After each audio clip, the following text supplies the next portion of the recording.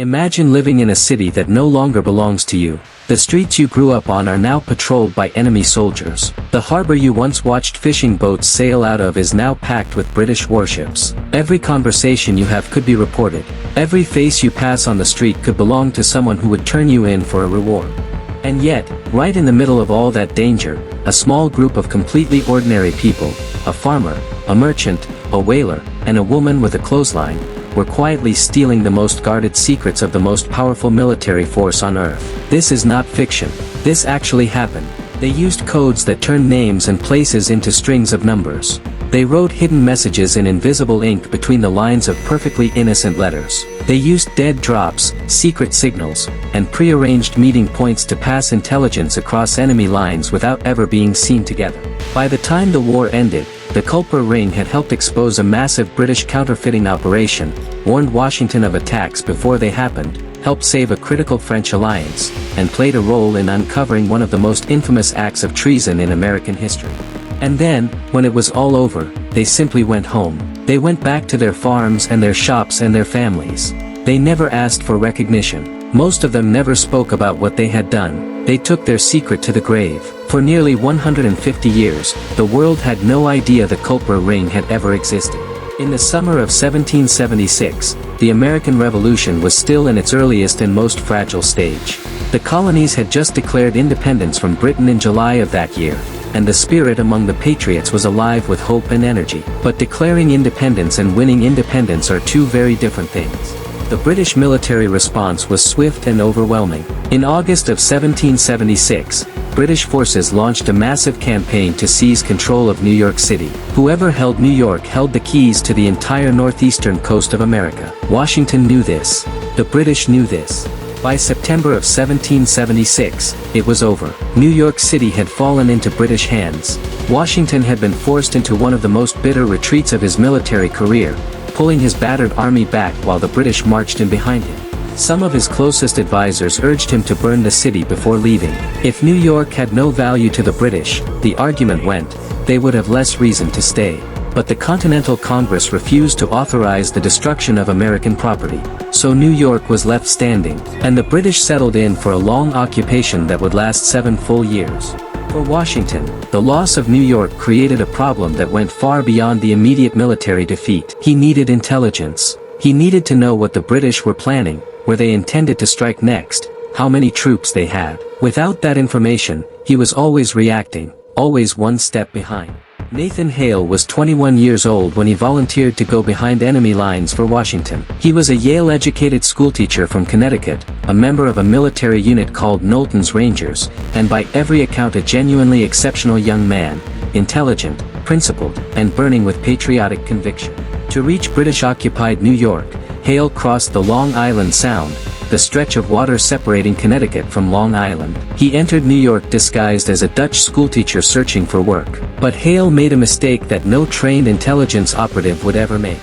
Before he even completed his mission, he revealed his true identity and purpose to a man he believed he could trust. That man was secretly working for the British. Hale was identified, seized, and arrested almost immediately. He never had a real chance to gather meaningful intelligence. On the morning of September 22, 1776, he was hanged. Before he died, he reportedly spoke words that would echo through American history for centuries. He said he only regretted that he had but one life to give for his country. The patriots were shattered. But Washington understood something now with absolute clarity. The man who would help Washington build something better had a deeply personal reason to get it right. His name was Benjamin Talmadge, and he had been Nathan Hale's classmate at Yale University. Hale's death hit Talmadge with a force that was both personal and professional. It was the loss of a friend, and it was proof of how badly the current system was failing. Talmadge had suffered another devastating loss around the same time. His brother had been captured by the British and died aboard one of their prison ships, the rotting, overcrowded vessels where thousands of American prisoners of war suffered and perished in horrific conditions. Talmadge had every reason to fight back, and he intended to do exactly that. A man named Caleb Brewster sent word to Washington that he had an idea. Brewster was a former whaler from Long Island who knew the waters of the Long Island Sound better than almost anyone. Washington paired him with Talmadge and gave them both a simple instruction: build something that works. And just like that, the Culper Ring was born. His first major choice was a Long Island farmer named Abraham Woodhull. He was quiet, cautious, and entirely unremarkable in appearance. But Woodhull had something invaluable. His sister lived in New York City. A man visiting his sister was not suspicious. He was just a brother making a family visit. Nobody looked twice. The most celebrated female member of the ring was known only as Agent 355. Many now believe she was a woman named Anna Strong. She used her clothesline as a secret communication system. A black petticoat signaled that a message was waiting. The number of white handkerchiefs told Brewster exactly which cove to make for. It was a system hiding in plain sight. The final and perhaps most strategically important member added to the ring was a man named Robert Townsend. He co-owned a popular coffee house regularly frequented by British officers and Loyalist supporters. Officers relaxed at his coffee house. They talked openly among themselves, assuming the quiet merchant was just that and nothing more. The backbone of the entire operation was Caleb Brewster and his boats. Brewster would sail across the Long Island Sound at irregular intervals, never following a predictable schedule that British patrol boats could anticipate or intercept. He would collect intelligence packages and carry them back across the water to Talmadge on the Connecticut side. To speed up the flow of information, Talmadge organized a relay system of couriers, trusted riders who could move quickly across the countryside. Crucially, most of these couriers did not know what was in the messages they carried.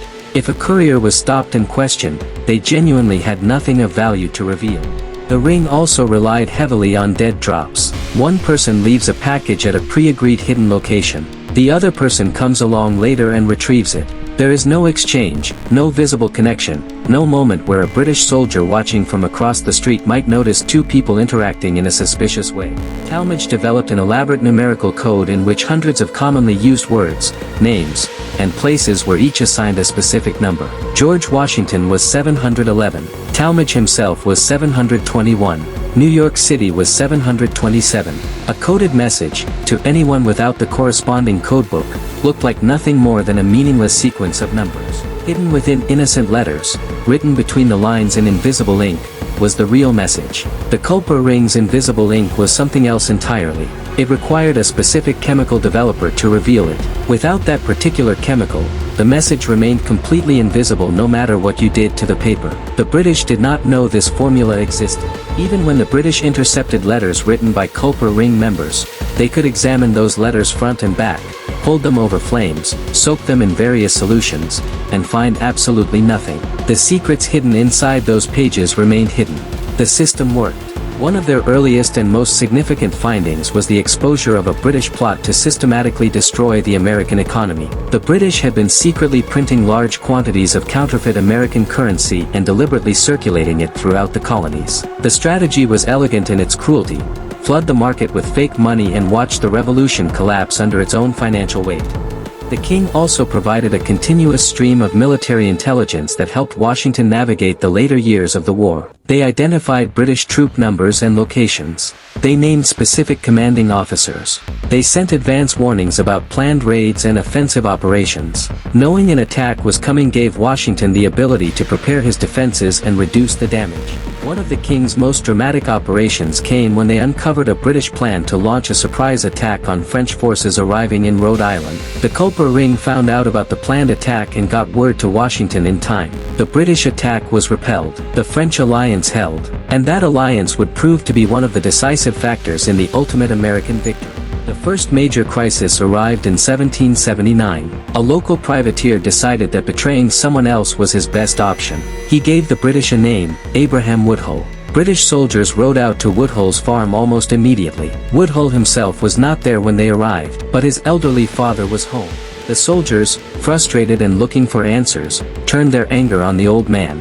They beat him, demanding information about his son's activities. Woodhull escaped arrest that day, but only because a loyalist colonel who knew the family personally vouched for him. But the damage to Woodhull's state of mind was severe and lasting. He became deeply paranoid, constantly looking over his shoulder. Before the king had time to fully recover from that scare, a second crisis arrived. A letter that mentioned Talmadge by name was intercepted by the British. Suddenly the British knew that Talmadge was actively involved in recruiting spies in the New York area. They raided his camp looking for more information, hoping to pull on that thread and unravel whatever network sat behind it. The raid produced very little. The soldiers found a small number of documents and Talmadge's horse. The king's careful compartmentalization had done exactly what it was designed to do. The British had grabbed at a thread and found it led nowhere. The king had survived again. The greatest threat the Culper King ever faced did not come from a desperate privateer or an intercepted letter. It came from inside the American cause itself. It came from a man named Benedict Arnold. He had been one of the most capable and courageous military officers the Patriots had. Washington trusted him, but beneath that surface, Arnold had been accumulating grievances for years. After marrying a woman with deep loyalist sympathies, the world Arnold was fighting for began to look different to him. He made a decision. He would switch sides. Washington had given Arnold command of West Point, one of the most strategically vital positions in all of North America. And Arnold was quietly, secretly negotiating to hand it directly to the British. If the plan had succeeded, the consequences are almost impossible to overstate. Control of West Point and the Hudson River would have effectively split the American colonies in two, severing New England from the rest of the country. It might have ended the Revolution entirely. Talmadge had already sensed that something was deeply wrong. Arnold's plot was ultimately exposed when a British officer named John Andre, who had been serving as Arnold's primary contact, was captured behind American lines while carrying documents that revealed the entire scheme. Arnold received warning just in time and fled to a British warship before he could be arrested. But the damage he inflicted before escaping was real and significant. Arnold had passed sensitive information to the British during the months he had been in contact with them. One of the most immediate victims was Hercules Mulligan, a tailor in New York City secretly working as an intelligence agent with connections to the Culper King. On information provided by Arnold, the British arrested Mulligan almost immediately after Arnold's flight. The Culper King went dark. Nobody inside the king knew how much Arnold had told the British. Nobody knew how many names had been passed on. The only safe response was to stop everything immediately. All communication ceased. All movement stopped. The king held its breath and waited. As it turned out, Talmadge's meticulous protection of his agents' identities had held. The members were safe. And so, quietly and without ceremony, the Culper King came to an end. The men and women who had risked their lives for years simply went back to their ordinary lives. They never asked for recognition. Most of them never spoke about what they had done. They took their secret to the grave. George Washington did not win the intelligence war with trained agents. He won it with a farmer, a merchant, a whaler, and a woman hanging handkerchiefs on a clothesline. That is what makes the story of the Culper King so powerful, and so unforgettable.